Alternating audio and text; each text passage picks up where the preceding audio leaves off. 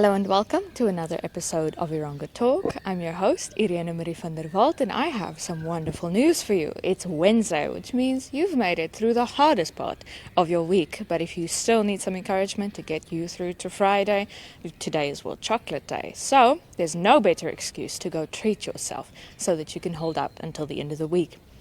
In today's show, we are joining you from Namib Guesthouse in Swakopmund, and in our interview segment, we will be chatting with Theunis Keulder about the Shipwrecks and Diamonds tour. So stay with us, we'll be right back after this.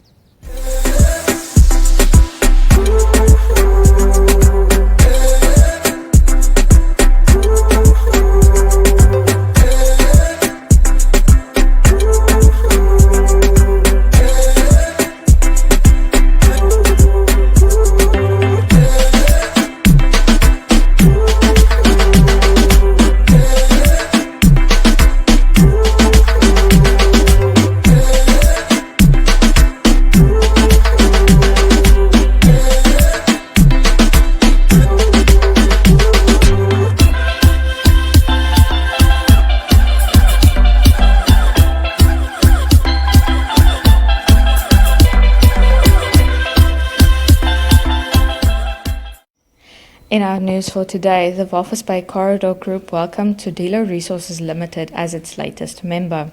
The International Diamond and Metals Exploration Company is engaged in the search for economic diamond, metal deposits and industrial stone at its 3 projects in Botswana. Theunis became the first mining outfit to join the Walvis Bay Corridor Group's associated membership program that aims to grow the organization's membership base to strengthen its standing as a public-private partnership. Of specific importance to Theunis is the Walvis Bay Ndola Lubumbashi Development Corridor, which links Namibia, Zambia, and DRC with links to Angola, Zimbabwe, Malawi, and Tanzania. The Walvis Bay Corridor Group serves as the marketing agency on behalf of all its private and public members to promote the Port of Walvis Bay through the Walvis Bay corridors as an entry or exit point to and from the SADC region. The proposed Trans-Zambezi rail extension between Grootfontein and Katima Mulilo is significant to Theunis, as the extension is planned to pass through Divundu, which is located approximately 35 kilometers from the licensed location in northern Botswana. In our second story for today, we are chatting in Afrikaans. Namib Laboratories het inrytoetsgeriewe by Swakopmund voetbalklub op die been gebring. Hierdie stap volg na die sukses van hul toetsgeriewe by Wanderers Sportklub in Windhoek. Namib Laboratories is lank voor die uitbreking van die COVID-19 pandemie in Namibia as 'n filiaalmaatskappy van Feedmaster tot stand gebring. Ons het in 2018 begin toets vir salmonella in ons hoenders en toe die pandemie tref het ons besef ons is in staat om ook COVID-19 toetse uit te voer, het Feedmaster se bemarkingsspesialis Karleen Koen verduidelik. 'n Vertrek by Namib Laboratories is blitsvinnig omskep om slegs COVID-19 toetse te behartig. Sowat 380 monsters kan per dag ontleed word, met uitslae wat binne ongeveer 24 uur beskikbaar is. Monsters vir polymerase kettingreaksie PCR-toetse kan ook gedoen word sonder dat pasiënte hul voertuie hoef te verlaat. And in our third story for today, we remain on a health note, but we go back to English. Temporary mortuary facilities have been made available for the Erongo region after NAMDOC, along with the local business community, spearheaded an initiative to convert a cooling container for use by the Walvis Bay State Hospital. This will significantly increase existing storage capacity for bodies. The 40-foot container facility was refurbished at a cost of 200,000 Namibian dollars and was handed over to representatives from the Health Ministry yesterday. According to Acting Senior Medical Officer Dr. Augustus Gavab, the hospital had capacity to store 10 bodies and an additional 6 bodies in a small container. Our mortuary is overcapacitated. The facility became full and we had to move bodies to Swakopmund. Alan Martin of J&P Hydraulics, the company that assisted with mounting the shelves in the container, said that they used prefabricated material. We received the parts and assembled it on Saturday so that we could deliver it on Tuesday. If we had to fabricate the shelving from raw material, it would have taken another week. The facility can accommodate 40 bodies, he said. Martin said that depending on the size of the bodies, 2 corpses can be accommodated on one shelf. This means that the hospital will now be able to accommodate another 50 bodies. The shelves are loose standing. It can be dismantled and put up at another facility should the need arise. The Erongo Regional Governor, Neville Andre, has also welcomed this gesture. So you can check out the stories we discussed earlier and so much more and get all the further details at our website. That's at www.erongo.com.na. It's www.erongo.com.na. And on that note, we conclude today's news.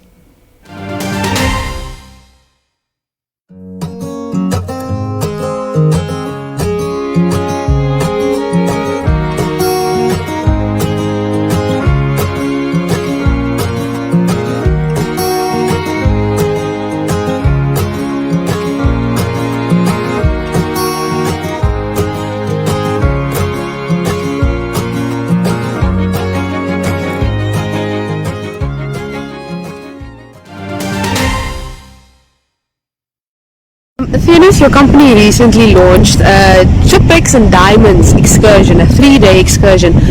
Please tell us where the idea came about. The idea came about simply because this is a fairly inaccessible area, and it's laden with history around the diamond, beginning of the diamond mining and the period where diamonds were mined in this area, in this period. And with that, there are our skeleton coast. There's a lot of shipwrecks, most of which are gone by now. Yes. But there are a few left, and we want to make that accessible to tourists and bring them here with our vehicles and show them the mystery that is Skeleton Coast and the mystery of the diamond. Early diamond mining in this area, and the mystery of the shipwrecks and the whole history. Yeah, no, there's definitely mystery. Now, Theunis, just walk us through, how does the 3-day excursion go about? All right, we leave Swakopmund on the morning of the first day, drive south along the beach. Our first stop is at Sandwich Harbour. Yes. Which is a spectacular sight in itself. We continue further south all along the beach to the first shipwreck, which is the Shawnee. Yes. And from there we go further south. We pass Conception Bay, and we end up at Meop, and we overnight at the Namib camp at Meop in a tented camp. On the morning of the second day, we drive northwards. We visit Meop Bay, which is the area that we're in here right now, with a rich history of the whaling that has happened in Hollenberg Island, of which we see all the evidence here, all the whale bones. We visit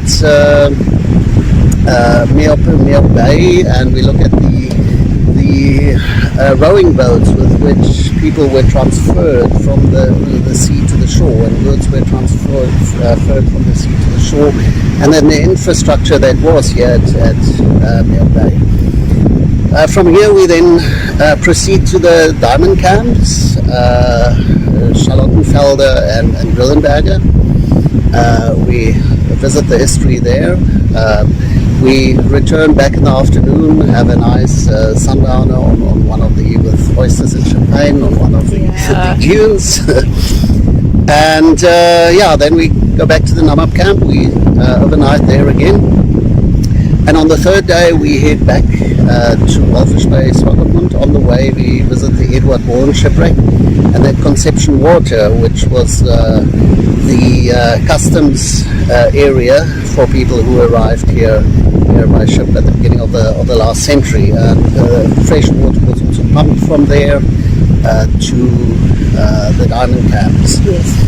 We give the option of adding another day that we have done on this trip now, where we go to the area south of Meop, and we visit a wonderful little bay called Afklim Bay. Yeah. I understood you also gave that name, the locals here also gave that name itself. I'm not 100% sure where the name comes from, but it's really where people get out of their, get off and have a look, because it's so spectacular. And then there's always a lot of opportunity for photography, because it's a very, very unique and untouched area. There's no tracks, or very few tracks. There's the footprint, the people footprint is extremely low. So there's some marvelous photography to be done, which we then aim to do if the demand is there, that we leave very early in the morning, or go somewhere late in the afternoons to catch the sunset, that we can do that. Yeah. Because there's some spectacular motifs here for photography. And now, speaking of the human footprint, I understand that only certain concession holders have access to this area. Can you please explain that part for us? Yes, that's right. Government, firstly, this being still part of the Sperrgebiet, and then also of the Namib Park. Obviously, the access is very, very minutely and closely regulated by the Ministry of Environment, Forestry and Tourism.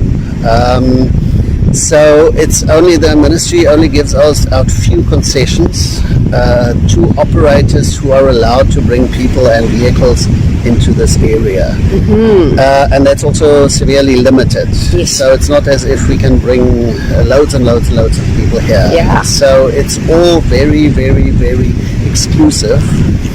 So people doing this tour, we are now the first to have packaged a tour for tourism. This area was mostly accessible then for self-drive tourists, or people who took part in self-drive tours, so they had to bring their own vehicles. They need to do all the driving themselves. Yes. And we are now the first one who have put first company who have put a product together where we can offer this for tourists who come to Namibia, but who would otherwise have no way to be able to see this area. We drive with them in our vehicles. We do everything for them. They basically just have to bring their themselves, clothes and themselves and the cameras, and there they go. They're good to go. Now, aside from this, do you do the catamaran tours? There's the Sandwich Harbour tours. Is this one of the reasons, or because of the COVID-19 pandemic, that you decided to branch out a bit? Yes, absolutely. We have to obviously react to the new realities as far as tourism is concerned. Yes. One of which is the post-COVID tourism, what it will look like, and what we can see very clearly is that it's smaller groups who look for very exclusive products, very off the beaten track. People don't want to travel in large groups. They don't want to go to places where there are lots of other people. And this is an ideal product. I mean, it's very small groups. It's say between 6 to 12 tourists who travel, who we can take in any one time on one of these tours, and they will not see another human being Exactly. in that time, apart from their own group and us. Yes. There's no cell phone reception, there's no COVID, there's just nothing. So it's a very, very nice break. But we are constantly looking to enlargen our product range to be able to fill needs that tourists might have. And this is not the only thing that we're doing. We are busy developing other products as well, specifically with the post-COVID tourism in mind. So we're very, very active on that. Ooh, can you maybe just enlighten us a bit of the things that are coming? Hopefully a few things also still further south. Also in the desert, because in Namibia we sit with the wide open spaces. We are one of the few places on earth where there's really untouched areas, and if we can make them as accessible to tourists and to people in a very controlled manner, we can open up a whole range of new opportunities for Namibia tourism-wise, and that's what we're trying to do.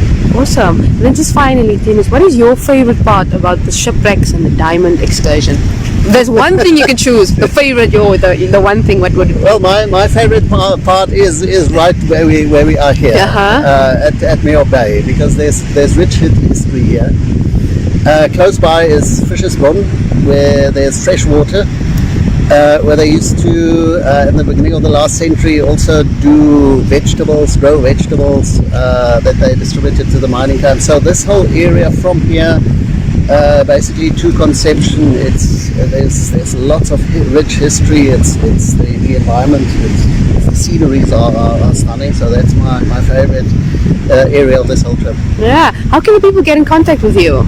Well, they can contact our office, our company, Sandwich Harbour 4x4. We run these trips under Sandwich Harbour 4x4. But also our other company, our sister company, Catamaran Charters, can also be contacted. So we can, or otherwise or through our website, we also accept online bookings through our website. So they can contact us, and obviously we've talked now about tourists, but these trips that we do, these tours that we do, obviously are also accessible for locals. Yes. Because we also have local people who want to see these areas, but they don't necessarily want to do the dune riding themselves or the driving themselves, or they might not have 4x4 vehicles. So we make it accessible to those people as well. Awesome. Thank you so much, Theunis. Okay, fantastic. Thanks.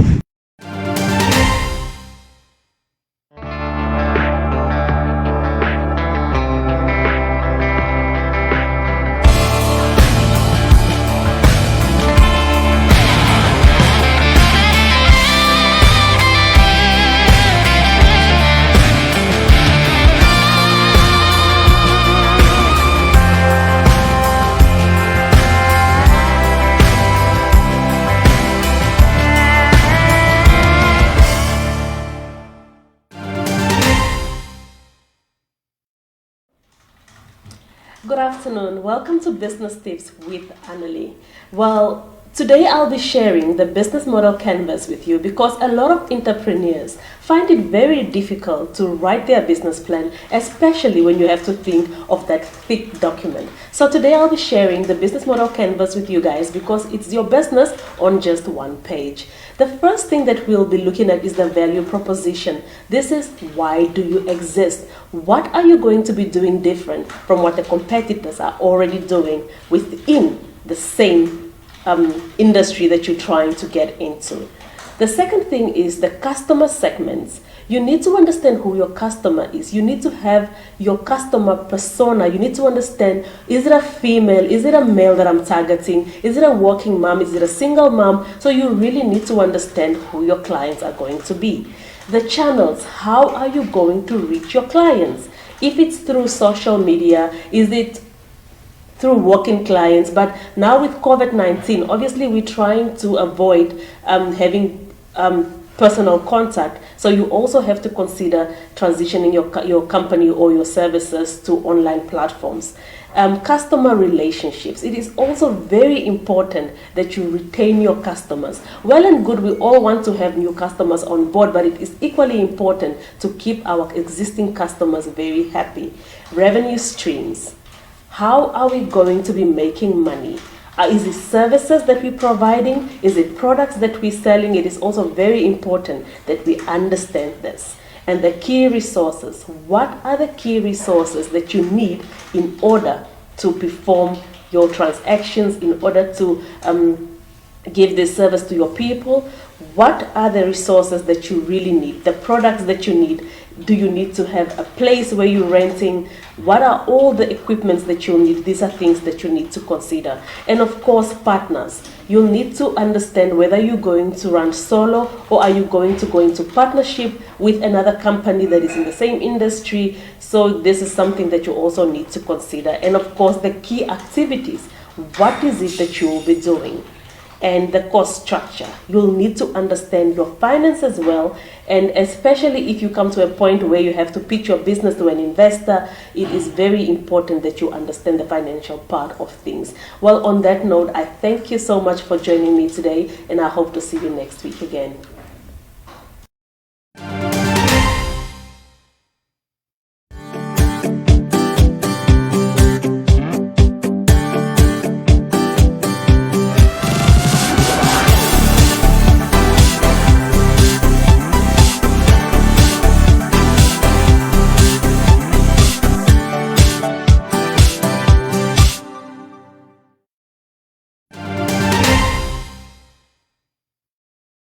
With us here today is Nicoletta Betch. She is the owner of the lovely Namib Guesthouse that you've been seeing in the show today. Hi Nicoletta, how are you?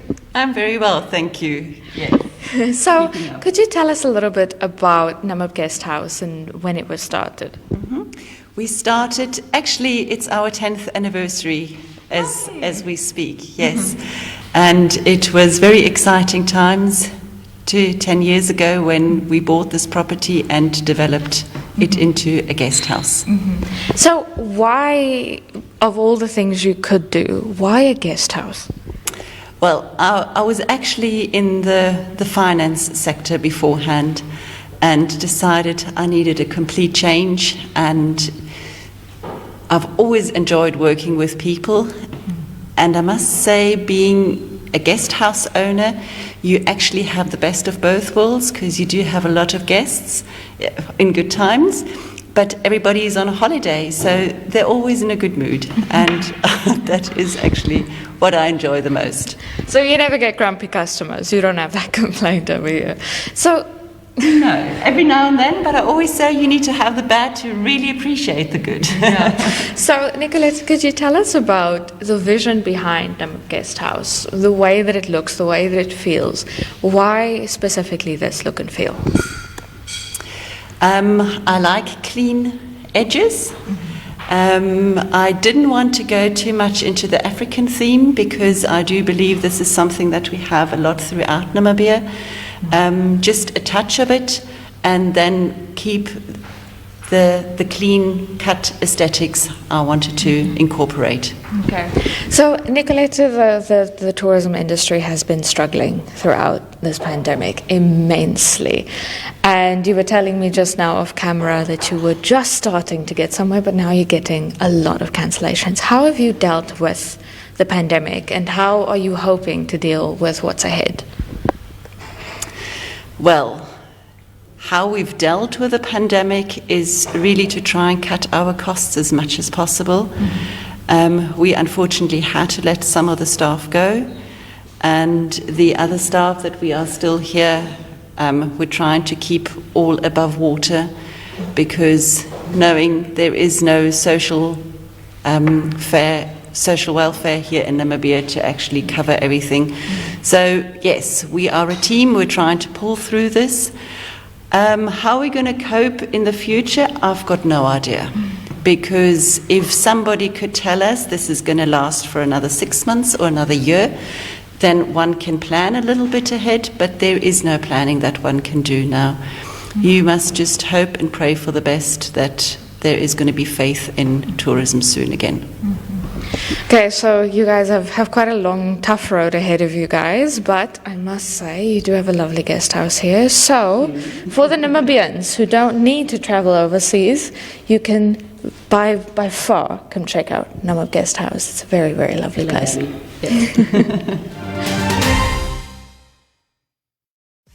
The Ongwediva Annual Trade Fair 2021 brings you exhibition excellence and will be taking place from 26 to 31 August at the Ongwediva Trade Fair Showgrounds.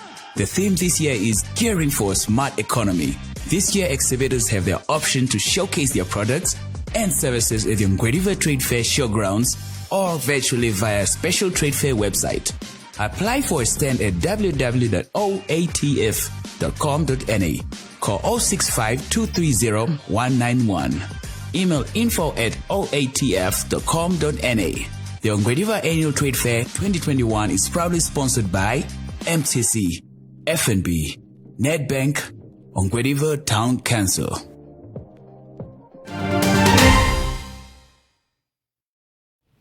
Okay, and now it's time for your weather and tides. In Swakopmund and all the other major towns in the Erongo region.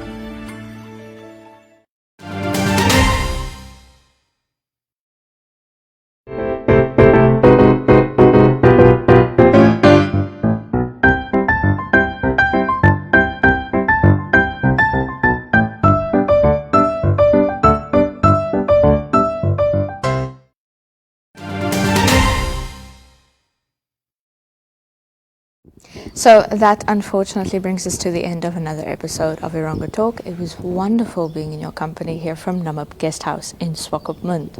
So remember that you can check out the stories we discussed earlier and so much more at our website. That's at www.erongo.com.na. That's www.erongo.com.na.